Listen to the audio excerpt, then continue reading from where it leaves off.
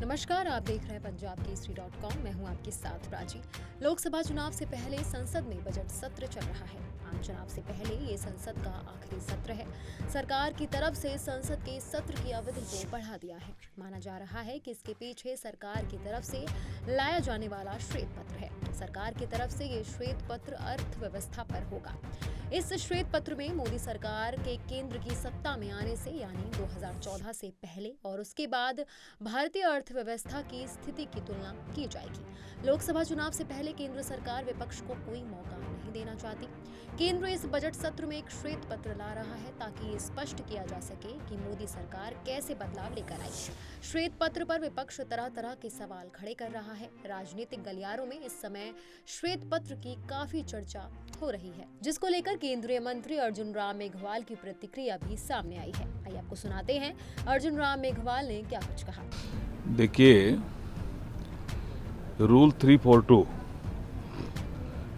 जो लोकसभा के नियम बने हुए हैं उसमें कई बार इस रूल के तहत चर्चा हुई है। कांग्रेस के समय भी हुई है। कोई ऐसा विषय आता है तो चर्चा होती है। वित्त मंत्री जी ने अपने अंतरिम बजट में ये उल्लेख किया कि हम व्हाइट पेपर लाएंगे और इसलिए व्हाइट पेपर आ रहा है।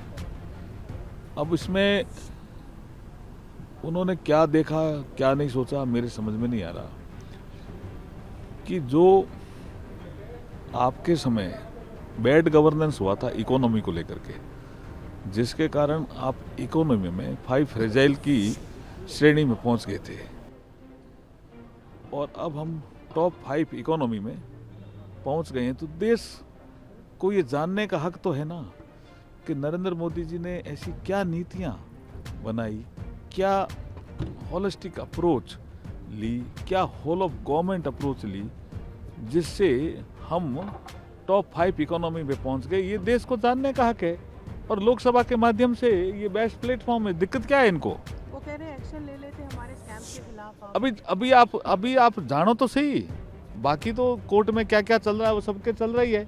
अब मैं जैसे बीकानेर जाता हूँ, मुझे भी आज सुबह किसी ने पूछा कि रॉबर्ट वाड्रा का क्या हो रहा है। अब कोई आदमी कोर्ट से स्टे लेके बैठा है, उसका हम क्या कर सकते हैं जी? बाकी केस तो चल ही रहा है। हम कोई न्यायपालिका में हस्तक्षेप नहीं करते हैं जी। इनके सारे केसेस जो है ना, 2G है या आपके ये जितने केसेस का जिक्र है उसमें इनकी अगर लीगल स्टेटस आप पता करोगे तो कोई किसी कोर्ट में चल रहा है, कोई किसी कोर्ट में चल रहा है। इसका मतलब ये कोई छूटे थोड़ी हैं, कोर्ट में चल रहे हैं केस।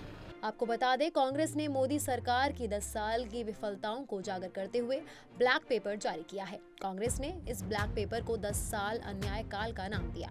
ब्लैक पेपर में आर्थिक अन्याय, सामाजिक अन्याय, राजनीतिक अन्याय जैसे कई मुद्दों को लेकर पिछले 10 वर्ष में मोदी सरकार की विफलताओं का उल्लेख किया गया। ऐसी ही तमाम जानकारियों के लिए देखते रहिए punjabkesari.com और चैनल को सब्सक्राइब करना बिल्कुल ना भूलें।